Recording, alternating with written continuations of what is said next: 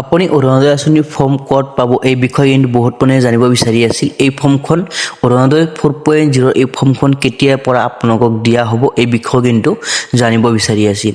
তো আপোনালোকে কেইদিনমান পাছতে অৰুণোদয় আঁচনিৰ টকা আপোনালোকে লাভ কৰিব আগষ্টৰ পৰা। তো তাৰ আগতে আপোনালোকে বেংক একাউণ্টটো আপডেট কৰি চাওক যে আপোনালোকৰ বেংক একাউণ্টটো সঠিকভাৱে ঠিক ঠাক আছে নে নাই।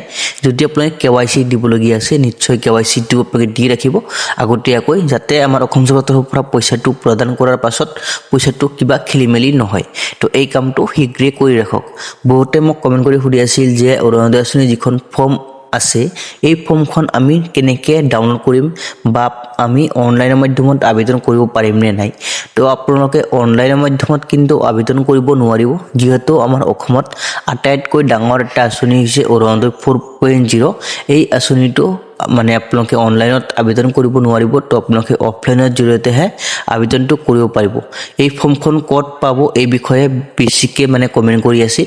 তো এই যিখন অৰুণোদয় 4.0 ফৰ্ম আছে এই ফৰ্মখন আপোনালোকৰ গাঁও পঞ্চায়ত বা আপোনালোকৰ ভোট কেন্দ্ৰৰ BLO বা আপোনালোকৰ যিটো ব্লক অফিচ আছে এই ব্লক অফিচত আপোনালোকে লাভ কৰিব পাৰিব।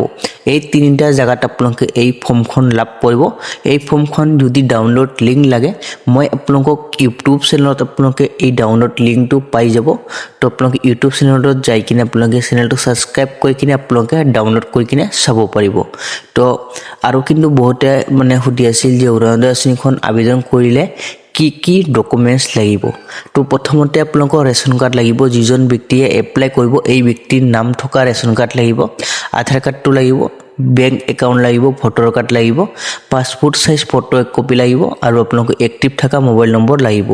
আৰু আপোনালোকে বেংকৰ সৈতে যদি এতিয়ালৈকেও আপোনালোকে আধাৰ DVD লিংক এতিয়ালৈকেও কৰা নাই, DVD লিংক কেনেকৈ কৰে মই ইউটিউবত বা ফেচবুক চেনেলত মই ভিডিঅ' অলৰেডি দিয়া আছে।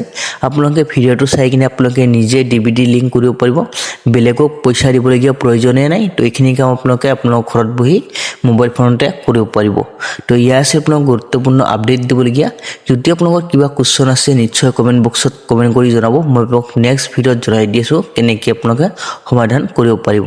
তো আজিলৈ ভিডিঅ'টো ইমানতে সামৰিছোঁ। নেক্সট আন এটা ভিডিঅ'লৈ আপোনাক সকলোকে লগ পাম।